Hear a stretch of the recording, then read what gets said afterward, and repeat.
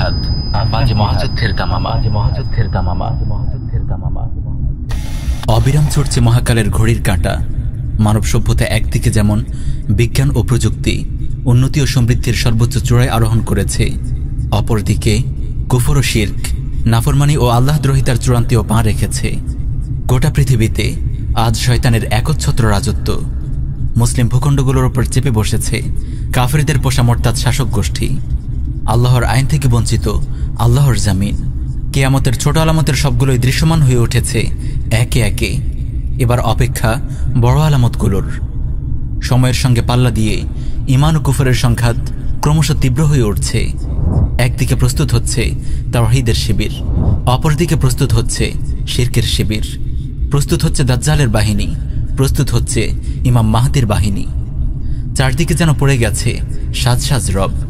গোটা পৃথিবী যেন রুদ্ধশ্বাসে অপেক্ষা করছে কখন কিভাবে শুরু হয় বিশ্বজগতের শেষের শুরুটা। শেষ জামানার হক বাতিলের চূড়ান্ত সংঘাতে এই মহাযুদ্ধের অন্যতম কেন্দ্রভূমি হল খোরাসান। আর এই খোরাসানের হৃদয় হল সাম্রাজ্যবাদের গোরস্থান খ্যাত বর্তমান আফগানিস্তান। প্রিয় মুসলিম উম্মাহ, আজ আমরা আলোচনা করব আফগান নিয়ে, আফগানের পরিচয় ও ইতিহাস ঐতিহ্য নিয়ে। কথা বলবো আফগানের জানবাজ মুজাহিদদের শতাব্দীকালব্যাপী সাম্রাজ্যবাদ বিরোধী জিহাদ নিয়ে। হাদিসের আলোকে আলোচনা করব একবিংশ শতাব্দীতে আফগানের চলমান জিহাদের অবস্থা, ফলাফল ও ভবিষ্যৎ নিয়ে। সেই সঙ্গে আফগানের ইতিহাসের আলোকে পৃথিবীর অন্যতম মুসলিম ভূখণ্ড বাংলাদেশের চলমান পরিস্থিতি ও ভবিষ্যৎ নিয়েও পর্যালোচনা করব। ওয়ামা তৌফিক ইল্লা বিল্লাহ।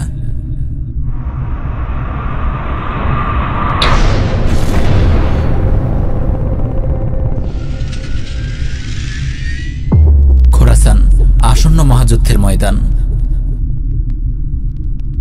ইসলামের ইতিহাসের এক বিখ্যাত ভূখণ্ড হল খোরাসান। বর্তমান ইরানের উত্তর পূর্বাঞ্চল, প্রায় সমগ্র আফগানিস্তান, দক্ষিণ তুর্কমেনিস্তান, তাজিকিস্তান ও উজবেকিস্তানের এক বিস্তীর্ণ অঞ্চল নিয়েছিল বৃহত্তর ইসলামী খোরাসান। এই অঞ্চলের উত্তর সীমায় ছিল আহমদরিয়া, পশ্চিমে কাস্পিয়ান সাগর, দক্ষিণে মধ্য ইরানের মরু অঞ্চল এবং পূর্বে মধ্য আফগানিস্তানের পার্বত্য উচ্চভূমি। এই খোরাসান আসন্ন মহাযুদ্ধের অন্যতম কেন্দ্রভূমি। এই মহাযুদ্ধে মুসলিমদের নেতৃত্ব দেবেন ইমাম মাহদী আলাইহিস সালাম, আর কুফার বিশ্বের নেতৃত্বে থাকবে পাপিষ্ঠ দাজ্জাল। আর ইমাম মাহদীর সহযোগী বাহিনীদের অন্যতম অভয়ারণ্য হল এই খোরাসান। এই বিশ্বযুদ্ধের মাধ্যমে কুফার বিশ্বের নিউ ওয়ার্ল্ড অর্ডারের পতন হবে এবং মুসলিম উম্মাহ গোটা বিশ্বের একচ্ছত্র নেতৃত্বের আসনে সমাসীন হবে। দুনিয়া জুড়ে কায়েম হবে খেলাফা আলা মিনহাজিন নবুয়া। সেই সঙ্গে অভিশপ্ত ইহুদিদের কবল থেকে উদ্ধার করা হবে পবিত্র ভূমি ফিলিস্তিন ও প্রথম কিবলা বাইতুল মাকদিস। সুনানে ইবনে মাজা, মুসনাদ আহমদ ও মুস্তাদরাকে হাকিম সহ আর অনেক হাদিস গ্রন্থে সহিহ সনদে বর্ণিত হয়েছে, রাসূলুল্লাহ সাল্লাল্লাহু আলাইহি ওয়াসাল্লাম ইরশাদ করেন, তাতলুর রায়াতুস সুদু মিন কিবালিল মাশরিকি ফায়ুকাতিলুনাকুম কিতালান লাম ইউকাতিলুহু কওমুন ইযা রাআইতুমুহু ফাবায়িউহু ওয়ালাউ হাবুন আলা সালজি। পূর্ব দিক থেকে কালো পতাকাবাহী বাহিনীর আবির্ভাব ঘটবে। তারা তোমাদের বিরুদ্ধে এত কঠিন লড়াই করবে যা ইতিপূর্বে কোনো জাতি করেনি। তাদেরকে আবির্ভূত হতে দেখলে তোমরা বরফের উপর হামাগুড়ি দিয়ে হলেও তাদের দলে যোগ দেবে। এখানে পূর্ব দিক বলতে খোরাসান বোঝানো হয়েছে, কারণ জাজিরাতুল আরবের পূর্ব দিকে তৎকালীন খোরাসান ছিল উল্লেখযোগ্য মুসলিম আবাদী। বিষয়টি সুনানুত তিরমিজে ইমাম তিরমিজি বর্ণিত একটি হাদিস থেকে স্পষ্ট হয়। সুনানে তিরমিজিতে এসেছে, রাসূলুল্লাহ সাল্লাল্লাহু আলাইহি ওয়াসাল্লাম ইরশাদ করেন, তাখরুজু মিন খোরাসান রায়াতুন সুদুন লা ইয়ারুদ্দুহা শাইউন হাত্তা তুনসাবা বিইলিয়া। খোরাসান থেকে কালো পতাকাবাহী সৈন্যদল বের হবে। এই সেনাদলকে কোনো কিছুই রুখতে পারবে না। অবশেষে এই পতাকা ফিলিস্তিনের জেরুজালেম নগরীতে গিয়ে গেড়ে দেওয়া হবে। মুসনাদে আহমদে বর্ণিত অপর একটি হাদিসে এসেছে, রাসূলুল্লাহ সাল্লাল্লাহু আলাইহি ওয়াসাল্লাম ইরশাদ করেন, ইযা রাআইতুমুর রায়াতিস সুদা ক্বাদ জাআত মিন কিবালি খোরাসান ফাআতুহা ফাইন্না ফিহা খলিফাতুল্লাহিল মাহদী। যখন তোমরা খোরাসানের দিক থেকে কালো পতাকাবাহী বাহিনী আসতে দেখবে তখন তাদের দলে যোগ দেবে, কারণ তাদের মাঝে খলিফাতুল্লাহ মাহদী থাকবেন। এছাড়াও অসংখ্য হাদিসে একই বক্তব্য ধ্বনিত হয়েছে। এই খোরাসানের হৃৎপিণ্ড হল বর্তমান আফগানিস্তান। তাই তো যুগ যুগ ধরে আফগানের রাজনৈতিক পরিস্থিতিতে আমরা রাসূলুল্লাহ সাল্লাল্লাহু আলাইহি ওয়াসাল্লামের ভবিষ্যৎবাণীর নিখুঁত মিল খুঁজে পাই। চলুন প্রথমে সংক্ষেপে আফগানের পরিচয় জেনে নেওয়া যাক। আফগানের পরিচয় ও ভূপ্রকৃতি।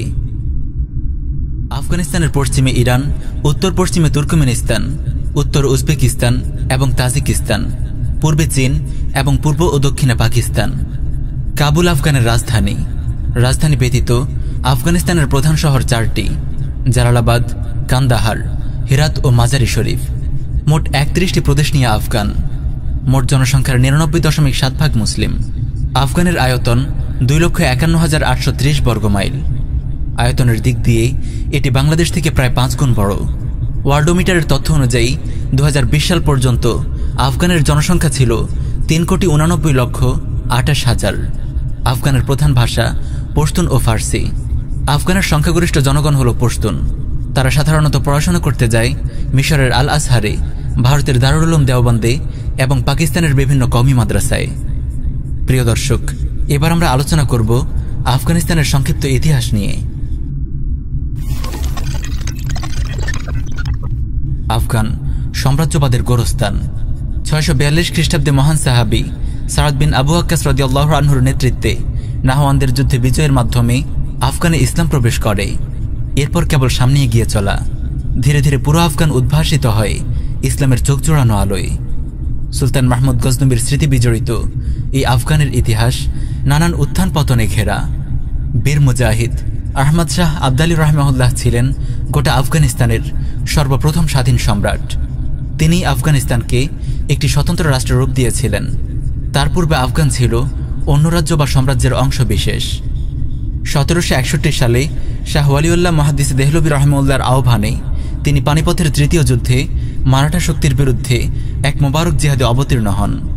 এই অসম যুদ্ধে তিনি মুসলিমদের অস্তিত্বের জন্য হুমকি হয়ে ওঠা মুশরিক মারাঠা বাহিনীকে ছিন্ন ভিন্ন করে দেন। মারাঠারা চেয়েছিল ভারতের মুসলিম মুঘল সাম্রাজ্যের পতন ঘটিয়ে ভারত জুড়ে অখণ্ড হিন্দু রাজ্য প্রতিষ্ঠা করতে। কিন্তু আফগান বীর মুজাহিদ আহমদ শাহ আবদালী জিহাদ ফি সাবিলিল্লাহর মাধ্যমে মুশরিকদের এই স্বপ্ন ধূলিসাৎ করে দেন। প্রিয় উম্মাহ, ইতিহাস পুনরাবৃত্ত হয়।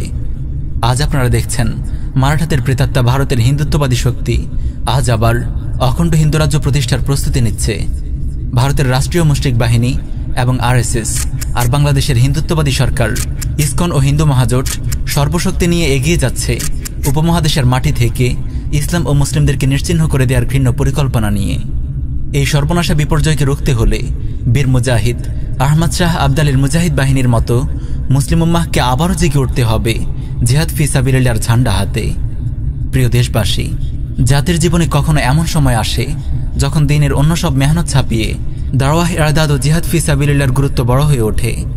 শাহ ওয়ালিউল্লাহ মুহাদ্দিস দেহলভী রাহিমাহুল্লাহ যখনই উম্মাহর এই অবস্থা দেখেছিলেন তখনই তিনি জিহাদের অনিবার্যতার কথা বুঝতে পেরেছিলেন। তাই তো তিনি সঙ্গে সঙ্গে জিহাদি তৎপরতা শুরু করে দিয়েছিলেন। মুসলিম উম্মাহকে দাওয়াহ ইরদাদ ও জিহাদের পথে আহ্বান করেছিলেন। আহমদ শাহ আবদালীকে হিন্দুত্ববাদী মারাঠা শক্তির বিরুদ্ধে জিহাদের ময়দানে অবতীর্ণ হওয়ার আহ্বান জানিয়েছিলেন। আজ সেই হিন্দুত্ববাদীরা আবারও সংগঠিত হয়েছে। অখণ্ড ভারত প্রতিষ্ঠার সেই নাপাক উদ্যোগ আবার শুরু হয়েছে। আবারও তারা এই উম্মাহকে গিলে খাওয়ার জন্য তাদের কালো থাবা বিস্তার করেছে। এখন সময়ের সবচেয়ে গুরুত্বপূর্ণ প্রশ্ন হল, শাহ ওয়ালিউল্লাহর সন্তানদের দায়িত্ব এখন কি হবে? প্রিয় দর্শক, চলুন আমরা আফগানের ইতিহাস প্রসঙ্গে ফিরে আসি। বীর মুজাহিদ আহমদ শাহ আবদালী রাহিমাহুল্লাহের বংশধররা সাদোজাই নামে পরিচিত ছিল। এই আবদালী বংশ 1747 সাল থেকে 1818 সাল পর্যন্ত মোট 71 বছর আফগান শাসন করে। আবদালী সাজোদাই বংশের পর আফগানের শাসন ক্ষমতা চলে যায় বারাকজাই গোত্রের হাতে। আবদালী বংশের হাতে শাসন ক্ষমতা থাকাকালে আফগান স্বাধীন ও সার্বভৌম রাষ্ট্র ছিল। কিন্তু বারাকজাই গোত্রের হাতে ক্ষমতা আসার পর তারা ব্রিটিশ কুফফার গোষ্ঠীর প্রতি আনুগত্য প্রকাশ করতে শুরু করে। তাদের শাসনামলে ব্রিটিশ ও রাশিয়া উভয়েই আফগানে প্রভাব বিস্তারের চেষ্টা করে। আফগানে ব্রিটিশ প্রভাব প্রতিষ্ঠা ও সাম্রাজ্য বিস্তারের লক্ষ্যে ব্রিটিশ কুফফার গোষ্ঠী একাধিকবার আফগান আক্রমণ করে।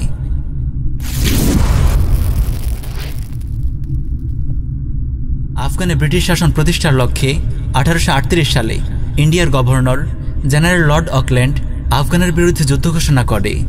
1839 সালে তারা কাবুল দখল করে নেয়। কিন্তু সাম্রাজ্যবাদী কুফার ব্রিটিশের এই আক্রমণ তাদের শতাব্দীর সবচেয়ে বড় সামরিক বিপর্যয়ের কারণ হয়। আফগান মুজাহিদদের হাতে একে একে নিহত হয় কমান্ডার আলেকজান্ডার বার্নাস ও সেনাপতি উইলিয়াম ম্যাকনাক্টেন সহ অসংখ্য উচ্চপদস্থ সেনা অফিসার।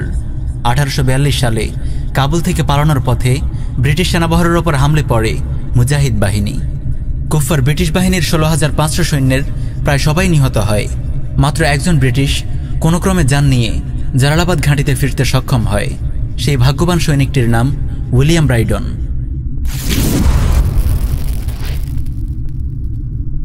আফগানরা বীরের জাতি। তারা কখনো আফগানের মুসলিম ভূখণ্ডে কাফিরদের আগ্রাসন বরদাস্ত করেনি।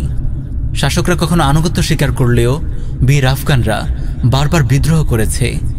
আফগানিস্তানে ব্রিটিশ প্রভাব প্রতিষ্ঠা করতে 1878 সালে কুফার গোষ্ঠী পুনরায় আফগান আক্রমণ করে রাজধানী সহ দেশের এক বড় অংশ দখল করে নেয়। 1878 সাল থেকে 1880 সাল পর্যন্ত আফগান মুজাহিদ ও ব্রিটিশদের মধ্যে বিভিন্ন ময়দানে লড়াই চলতে থাকে। 3রা সেপ্টেম্বর 1879 সালে বিদ্রোহী আফগানরা ব্রিটিশ দূতাবাসে আক্রমণ করে রাষ্ট্রদূত সহ 130 জনকে হত্যা করে। এই যুদ্ধে প্রাথমিকভাবে ব্রিটিশরা বিজয়ী হলেও মুজাহিদদের প্রবল আক্রমণ ও লাগাতার বিদ্রোহের মুখে তারা সন্ধি করে আফগান ছেড়ে যেতে বাধ্য হয়। এই সন্ধি গান্দামাক চুক্তি নামে পরিচিত।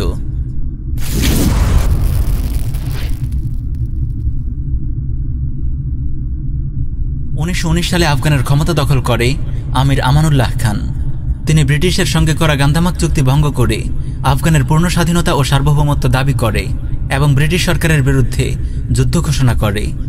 1919 সালে আফগান বাহিনী ব্রিটিশ ইন্ডিয়ায় আক্রমণ করে। একটি যুদ্ধবিরতি চুক্তির মাধ্যমে এই যুদ্ধ শেষ হয়। এই যুদ্ধের মাধ্যমে আফগানরা একটি স্বাধীন জাতি হিসেবে স্বীকৃতি লাভ করে।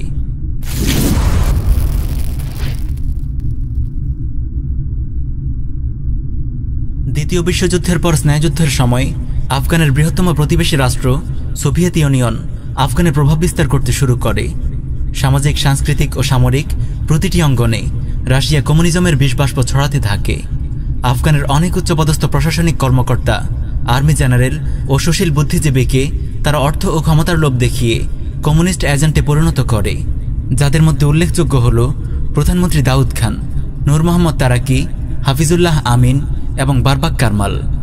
1973 সালে গাদ্দার প্রধানমন্ত্রী দাউদ খানের মাধ্যমে এক কমিউনিস্ট বিপ্লব ঘটিয়ে রাশিয়া বাদশাহ জহির শাহকে ক্ষমতাচ্যুত করে। দিন ও দেশবিরোধী এই বিপ্লবে সক্রিয় অংশগ্রহণ করে নূর মোহাম্মদ তারাকি, হাফিজুল্লাহ আমিন ও বারবাক কারমালের মতো সুশীল রাজনীতিবিদ ও গাদ্দার বুদ্ধিজীবীরা। এভাবে আফগানের গতিতে চড়ে বসে রাশিয়ার 5টা গাদ্দার গোলাম সরকার। 1973 সালে কমিউনিস্ট মদতপুষ্ট গাদ্দার দাউদ খান ক্ষমতা দখলের 6 বছর পর 1979 সালে সোভিয়েত বাহিনী সরাসরি আফগানিস্তানে আগ্রাসন চালায়। দেশবিরোধী ক্ষমতালোভী গাদ্দার দাউদ খানকে ক্ষমতায় আনার অনেক পূর্ব থেকে সোভিয়েত কমিউনিস্টরা আফগানের রাষ্ট্র ও সমাজ কাঠামোতে আরও খুলে বললে সরকার, প্রশাসন, সেনাবাহিনী ও বুদ্ধিজীবী মহলে বিপুল পরিমাণ রাষ্ট্র ও দিনবিরোধী গাদ্দার এবং মির্জাফর তৈরি করে রাখে। প্রিয় দেশবাসী, ইতিহাস বারবার পুনরাবৃত্ত হয়।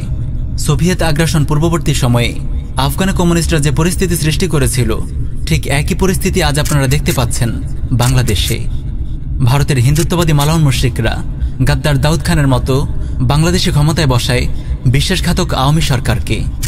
মুক্তিযুদ্ধের পক্ষের শক্তি, ভারত মুক্তিযুদ্ধের সহযোগী, বঙ্গবন্ধুর চেতনা, এসব সস্তা স্লোগান তুলে তারা বাংলাদেশের স্বাধীনতা ও সার্বভৌমত্ব ধীরে ধীরে তুলে দিচ্ছে আগ্রাসী হিন্দুত্ববাদীদের হাতে। দেশের পরিস্থিতির দিকে তাকালে আপনারা পরিষ্কার বুঝতে পারবেন, সামরিক আগ্রাসনের পূর্বে কমিউনিস্ট সোভিয়েত যেভাবে আফগানের রাষ্ট্র ও সমাজ কাঠামোতে অসংখ্য মির্জাফর তৈরি করেছিল, ঠিক তেমনি হিন্দুত্ববাদী ভারতও বাংলাদেশের সরকার, প্রশাসন, সেনাবাহিনী, মিডিয়া ও বুদ্ধিজীবী মহলে দেশের মাটি ও মানুষের সঙ্গে বিশ্বাসঘাতকতাকারী অসংখ্য গাদ্দার তৈরি করেছে। হিন্দুত্ববাদী মুশরিকদের পেইড এজেন্ট এই গাদ্দারদের জেনে রাখুন। যুদ্ধের চেতনা, মুক্তিযুদ্ধের চেতনা, স্বাধীনতার মূল চেতনা, এই মুক্তিযুদ্ধের চেতনা, মুক্তিযুদ্ধের চেতনা, এই মুক্তিযুদ্ধের যে চেতনা, কিন্তু মুক্তিযুদ্ধের চেতনা জিনিসটা কি? যারা মুক্তিযুদ্ধের চেতনার নামে অর্থ ও ক্ষমতার লোভে হিন্দুত্ববাদী ভারতের কাছে এদেশের মাটি ও মানুষকে তুলে দেওয়ার চক্রান্ত করছে, বাংলাদেশে হিন্দুত্ববাদী শক্তির উগ্র অভ্যুত্থান এবং মুক্তিযুদ্ধের গালভরা স্লোগান তোলা মির্জাফরদের দিনবিধ্বংসী ও দেশবিরোধী চক্রান্ত নিয়ে আমরা ইনশাআল্লাহ আলাদা ডকুমেন্টারিতে আলোচনা করব। চলুন সোভিয়েত আফগান যুদ্ধে ফেরত যাওয়া যাক। দাউদ খান প্রেসিডেন্ট হওয়ার পর অল্প কয়েক বছরের মধ্যেই সোভিয়েত গাদ্দারদের মাঝেই ক্ষমতা নিয়ে দ্বন্দ্ব শুরু হয়ে যায়। 1978 সালে 30 এপ্রিল রাষ্ট্রপতি ভবনে ট্যাঙ্ক চালিয়ে দাউদ খান পরিবারের সকল সদস্যকে হত্যা করে ক্ষমতা দখল করে নূর মোহাম্মদ তারাকি। কমিউনিস্টদের 5টা গোলাম তারাকি ক্ষমতা হাতে পেয়ে সমাজতন্ত্রকে রাষ্ট্রীয় আদর্শ হিসেবে গ্রহণ করার ঘোষণা দেয়। 1979 সালের 14 সেপ্টেম্বর আরেক গাদ্দার উপপ্রধানমন্ত্রী হাফিজুল্লাহ আমিন তারাকিকে অপসারণ করে নিজেই প্রধানমন্ত্রী হয়। ক্ষমতাচ্যুত করার পরেই তারাকিকে হত্যা করা হয়। 1979 সালের 25 ডিসেম্বর আগ্রাসী সোভিয়েত বাহিনী আফগানে প্রবেশ করে। সোভিয়েত বাহিনী প্রবেশের 2 দিন পরেই আরেক গাদ্দার বারবাক কারমাল হাফিজুল্লাহ আমিনকে হত্যা করে রাষ্ট্র ক্ষমতা দখল করে। অল্প সময়ের ব্যবধানে 3 জন আফগান প্রেসিডেন্ট দাউদ খান, নূর মোহাম্মদ তারাকি ও হাফিজুল্লাহ আমিনের হত্যাকাণ্ড সমাজতন্ত্রের নৃশংসতার এক জ্বলন্ত দৃষ্টান্ত। যারা দেশের মাটি ও মানুষের সঙ্গে গাদ্দারি করে তাদের পরিণতি এমনই হয়। এরা 3 জনই ছিল রাশিয়ার অনুগত ভৃত্য এবং কমিউনিজমে বিশ্বাসী। এখান থেকে বাংলার গাদ্দারদেরও শিক্ষা নেওয়ার আছে। প্রিয় দেশবাসী, ইতিহাস বারবার পুনরাবৃত্ত হয়। কমিউনিস্ট সোভিয়েতের পদলেহী গাদ্দার দাউদ খান, নূর মোহাম্মদ তারাকি এবং হাফিজুল্লাহ আমিনরা যখন আফগানের রাষ্ট্র ক্ষমতা দখল করে একের পর এক দিনবিধ্বংসী পদক্ষেপ গ্রহণ করতে থাকে, তখন দেশের সাধারণ মুসলিম তাওহীদি জনতা, বিশেষ করে আলিম সমাজ ও মাদ্রাসার ছাত্ররা প্রতিবাদী মুখর হয়ে ওঠেন। কিন্তু এসব গাদ্দার শাসক গোষ্ঠী তাদেরকে কঠোরভাবে দমন করে। প্রেসিডেন্ট তারাকি হাজার হাজার তাওহীদবাদী মুসলিম ও ওলামা তলাবাকে গ্রেফতার করে এবং 27,000 রাজনৈতিক বন্দীকে মৃত্যুদণ্ড দেয়। ফলে আফগানের তাওহীদি জনতা, ওলামা তলাবা এসব মোরতাদ শাসক গোষ্ঠীর বিরুদ্ধে সশস্ত্র জিহাদি কার্যক্রম শুরু করে। প্রিয় দেশবাসী, হুবহু একই দৃশ্য কি আপনারা বাংলাদেশে দেখতে পাচ্ছেন না? আজ ভারতের হিন্দুত্ববাদী মুশরিকদের ছত্রছায়ায় গাদ্দার হাসিনা সরকার দেশব্যাপী সন্ত্রাস ও ত্রাসের রাজত্ব প্রতিষ্ঠা করেছে। একের পর এক ইসলাম বিধ্বংসী পদক্ষেপ গ্রহণ করছে। তাওহীদবাদী মুসলিমদের ওপর নির্বিচারে গুলিবর্ষণ করছে। আলিম ওলামা ও তালিবে ইলমদের গণহারে গুম, খুন ও গ্রেফতার করে নির্যাতন করছে। কমিউনিস্ট আগ্রাসনের পূর্বে আফগানে ঠিক যে অবস্থা বিরাজ করছিল, আজ হিন্দুত্ববাদী আগ্রাসনের পূর্বে বাংলাদেশেও হুবহু একই দৃশ্য দেখা যাচ্ছে। রুশ বাহিনী আফগানিস্তানে আনুষ্ঠানিকভাবে প্রবেশের পূর্বে অনেক রুশ সৈন্য আফগান সরকারি বাহিনীর পোশাক পরে আফগানে ইসলাম ও মুসলিম বিরোধী কর্মকাণ্ড চালিয়েছিল। বর্তমানে বাংলাদেশেও একই দৃশ্য দেখা যাচ্ছে। ভারতের মালাউন মুশরিক বাহিনীর অনেক সদস্য এবং গোয়েন্দা সংস্থা রয়ের অসংখ্য এজেন্ট আজ বাংলাদেশের সামরিক বাহিনীর পোশাক পরে এদেশের ইসলামী শক্তির মেরুদণ্ড ভেঙে দেওয়ার কাজ করছে। আফগানে সোভিয়েত আগ্রাসনের পূর্বে যখন আফগান সরকার, প্রশাসন ও সেনাবাহিনীতে সোভিয়েত প্রভাব প্রতিষ্ঠার কাজ করছিল, তখন যেমন আফগানের কথিত বুদ্ধিজীবী, সাংবাদিক, সাহিত্যিক, নাগরিক সমাজ, মিডিয়া সেক্টর সবাই আগ্রাসী কমিউনিস্ট শক্তির পক্ষাবলম্বন করে দেশের মাটি ও মানুষের বিরুদ্ধে অবস্থান নিয়েছিল, ঠিক তেমনি বর্তমান বাংলাদেশের কথিত বুদ্ধিজীবী, সাংবাদিক, সাহিত্যিক, নাগরিক সমাজ, বিশেষ করে মিডিয়া সরাসরি হিন্দুত্ববাদী ভারতের এজেন্ডা বাস্তবায়ন করছে। আজ তাওহীদি জনতা ও ওলামা তলাবাদের বিরুদ্ধে মিডিয়াকে 24 ঘন্টা মিথ্যা প্রোপাগান্ডা করতে দেখা যাচ্ছে। প্রিয় দর্শক, চলুন আফগান সোভিয়েত যুদ্ধের আলোচনায় ফেরা যাক। তৎকালীন সুপার পাওয়ার সোভিয়েত ইউনিয়ন আফগানিস্তানে সর্বাধুনিক মারণাস্ত্রে সজ্জিত 1,05,000 সৈন্য প্রেরণ করে। আপনি কি জানেন এই বিশাল আগ্রাসী বাহিনীকে কারা প্রতিরোধ করেছে? আফগান সরকারি বাহিনী না, আফগান মোরতাদ সরকারই তো সোভিয়েতকে আগ্রাসন চালানোর জন্য অনুরোধ করেছে এবং আফগান সরকারি বাহিনী উল্টো আগ্রাসী বাহিনীর সঙ্গে মিলে আফগানের তৌহিদি জনতা ও ওলামা তলাবাদের বিরুদ্ধে লড়াই করেছে। আশ্চর্য ঘটনা হলেও সত্যি, দিন, ইমান ও মুসলিম ভূখণ্ডের প্রতিরক্ষায় আগ্রাসী সোভিয়েত বাহিনীর বিরুদ্ধে যারা হাতে অস্ত্র তুলে নিয়েছিল তারা আর কেউ নয়, মাদ্রাসার আলিম ও তালিবে ইলমরাই। প্রিয় দেশবাসী, কান খুলে শুনে রাখুন, সম্ভব হলে নোট করে রাখুন। এদেশের আলিমরাই এ মাঠের প্রকৃত প্রহরী, এদেশের মাদ্রাসার তালিবে ইলমরাই এই ভূখণ্ডের প্রকৃত পাহারাদার। মুক্তিযুদ্ধের চেতনার নামে তাগুত সরকার যে হিন্দুত্ববাদী আগ্রাসী শক্তিকে মুসলিমদের এই পবিত্র ভূমিতে স্বাগত জানানোর প্রস্তুতি নিচ্ছে, এদেশের ওলামা, এদেশের তলাবা, এদেশের তাওহীদি জনতা তাদের বিরুদ্ধে জিহাদ ফি সাবিলিল্লাহর ঝান্ডা হাতে ময়দানে অবতীর্ণ হওয়ার সময় ঘনিয়ে আসছে। 1979 সাল থেকে 1989 সাল, দীর্ঘ 10 বছর আগ্রাসী রুশ হায়নাদের বিরুদ্ধে চলে এক অসম লড়াই। পুরো মুসলিম উম্মাহ আফগানের মুজাহিদদের পক্ষে দাঁড়িয়ে যায়। উম্মাহর ত্রাণকর্তা শেখ আবদুল্লাহ আজম ও শেখ ওসামা রাহিমাহুল্লাহর আহ্বানে আরব তরুণরা সামরিক প্রশিক্ষণ নিয়ে ঝাঁকে ঝাঁকে জড়ো হয় আফগানের পাহাড়ে। আরব ও আফগান মুজাহিদদের দীর্ঘ 1 দশকের রক্তাক্ত জিহাদের পর দখলদার কমিউনিস্ট সেনারা আফগান ছেড়ে যেতে বাধ্য হয়। পরাজয়ের এই ধকল সইতে না পেরে 1991 সালে সোভিয়েত ইউনিয়নের বিলুপ্তি ঘটে। সেই সঙ্গে কবররচিত হয় জাহেলি মতবাদ সমাজতন্ত্রেরও। খেলাফতের পতনের মাত্র 50 বছরের মাথায় আরব আফগান মুজাহিদদের এমন প্রবল উত্থানে গোটা উম্মাহ যেন নতুন করে প্রাণ ফিরে পায়। 1924 সালে খেলাফার পতনের মাত্র 55 বছর পর এটি ছিল তাগুতি বিশ্ব ব্যবস্থার বিরুদ্ধে মুসলিম উম্মাহর প্রথম বিজয়। এই খোরাসান বিপ্লবকেই বলা যায় খেলাফার পুনরুত্থানের সূচনা বিন্দু। এই বিপ্লবের মাধ্যমেই উম্মাহ বুঝতে পারে কোনো মানবরচিত তন্ত্রমন্ত্র নয়, কোনো অর্থহীন গণতান্ত্রিক আন্দোলন নয়, খেলাফাহ পুনরুদ্ধার করার একমাত্র পথ দাওয়াহ ইরদাদ ও জিহাদ ফি সাবিলিল্লাহ। উম্মাহর সুখ ও সমৃদ্ধি ফিরিয়ে আনার একমাত্র উপায় জিহাদ ফি সাবিলিল্লাহ। উম্মাহর হারানো গৌরব ও সম্মান ফিরিয়ে আনার একমাত্র উপায় জিহাদ ফি সাবিলিল্লাহ। আফগান থেকে রাশিয়ার পলায়নের পর কুফার বিশ্বের চক্রান্তে মুজাহিদগণ ভ্রাতৃঘাতী সংঘর্ষে জড়িয়ে পড়েন। ফলে উত্থান ঘটে তালেবান বিপ্লবের। কান্দাহারের অখ্যাত এক মাদ্রাসা শিক্ষক বীর মুজাহিদ মোল্লা মোহাম্মদ রহমান রাহিমাহুল্লাহ তার ছাত্রদের নিয়ে অস্থিতিশীল আফগানের শান্তি প্রতিষ্ঠার জন্য শুরু করেন এই বিপ্লব। ফার্সিতে তালিবান মানে ছাত্র, তালিবে ইলম বা মাদ্রাসার ছাত্রদের মাধ্যমে এই আন্দোলনের সূচনা হয় বলে এটি তালিবান আন্দোলন নামে পরিচিত। 1994 সালে বীর মুজাহিদ মোল্লা মোহাম্মদ রহমানের নেতৃত্বে এই আন্দোলন শুরু হয়ে প্রায় গোটা আফগানিস্তানে ছড়িয়ে পড়ে। 1996 সালে তালিবানরা বিজয়ী বেশে রাজধানী কাবুলে প্রবেশ করে। এই বছরই মোল্লা মোহাম্মদ রহমান মুজাহিদ রাহিমাহুল্লাহ আমিরুল মুমিনের নির্বাচিত হন। আফগানে গঠিত হয় একটি শক্তিশালী ইসলামী সরকার, ইমারাতে ইসলামিয়া আফগানিস্তান। আল্লাহর জমিনে আল্লাহর আইন বাস্তবায়নের এমন মোবারক দৃশ্য সত্যিই মুমিনের অন্তরে দোলা দিয়ে যায়। তালিবান আন্দোলন নিয়ে আমরা অন্য কোনো ডকুমেন্টারিতে বিস্তারিত আলোচনা করব ইনশাআল্লাহ।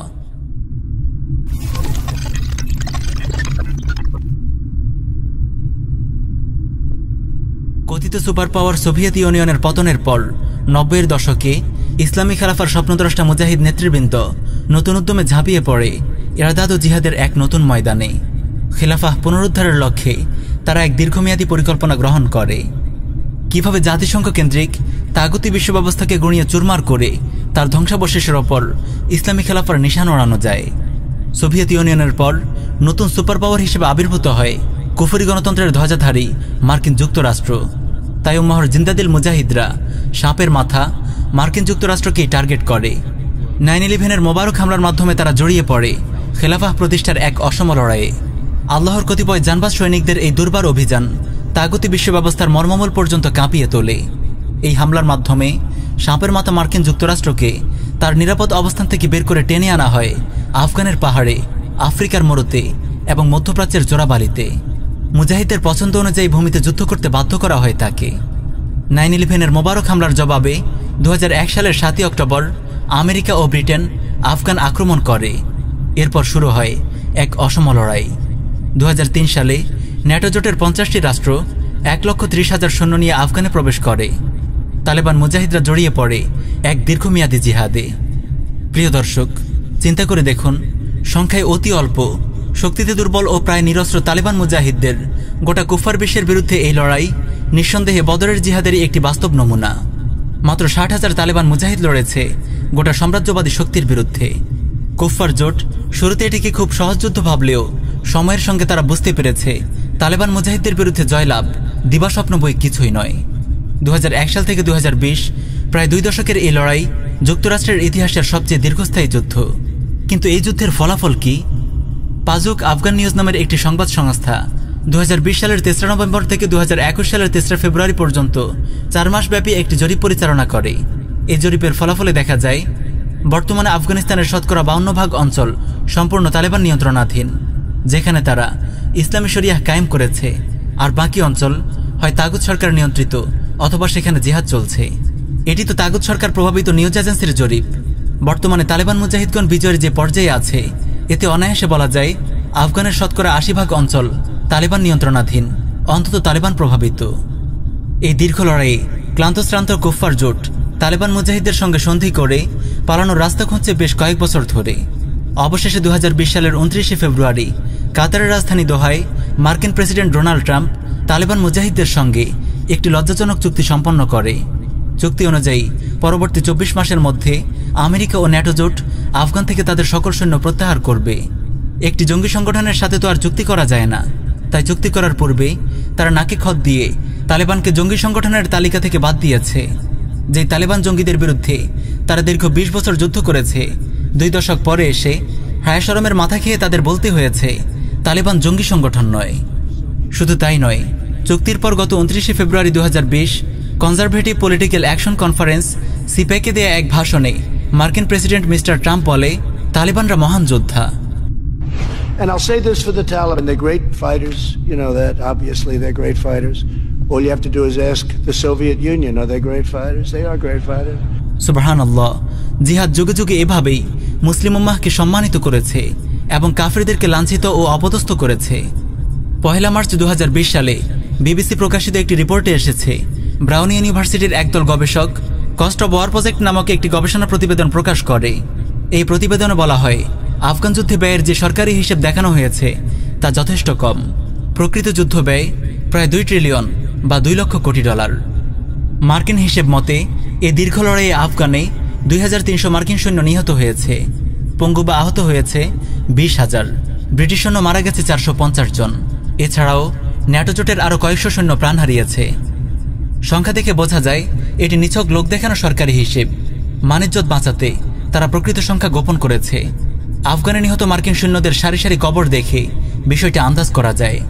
তাগুত প্রেসিডেন্ট আশরাফ ঘানি স্বীকার করেছে 2014 সালে সে ক্ষমতায় আসার পর থেকে আফগান সরকারি বাহিনীর 45,000-এরও বেশি সৈন্য নিহত হয়েছে।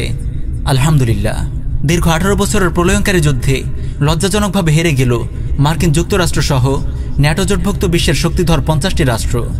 আরব আফগান মুজাহিদদের পদতলে পিষ্ট হল কুফফার গোষ্ঠীর দম্ভ। নিঃসন্দেহে এই বিজয় গোটা কুফফার বিশ্বের বিরুদ্ধে মুসলিম উম্মাহর বিজয়। এই বিজয় উম্মাহর পুনরুত্থানের পথে এক বিশাল মাইল ফলক। সাম্রাজ্যবাদীদের নিয়ে পশতুন একটি প্রবাদ আছে, ঘড়ি তোমাদের হাতে কিন্তু সময় আমাদের হাতে। আলহামদুলিল্লাহ, সময় সত্যিই এখন মুসলিম উম্মাহর হাতে। খোরাসানের জিহাদ এখন আর আফগানের সীমানায় আটকে নেই। জিহাদের এই বিপ্লব আজ ছড়িয়ে পড়েছে জাজিরাতুল আরবে, হিন্দুস্তানে, আলজেরিয়ায়, লেবাননে, কাশ্মীরে, সিরিয়ায়, সোমালিয়ায়, মালিতে। উম্মাহর মানুষ রাজ্যে এই জিহাদ সাহস ও উদ্যমের এক প্রলয়ঙ্কারী ঘূর্ণিঝড় সৃষ্টি করেছে। ইমাম মাহদিকে স্বাগত জানাতে যেন সাজ সাজ রব পড়েছে চারদিকে। 21 শতাব্দীর শুরুতেই মুজাহিদদের এই ফাতহে মুবিন, এই মহাবিজয় বিশ্ব কুফফার জোটের বিরুদ্ধে এই মহাযুদ্ধের দামামা যেন চিৎকার করে ঘোষণা করছে, এই শতাব্দী জিহাদ ফি সাবিলিল্লাহর শতাব্দী। এই শতাব্দী মুসলিম উম্মাহর বিজয়ের শতাব্দী। এই শতাব্দী খেলাফা আলা মিনহাজিন নবুওয়াহ প্রতিষ্ঠার শতাব্দী।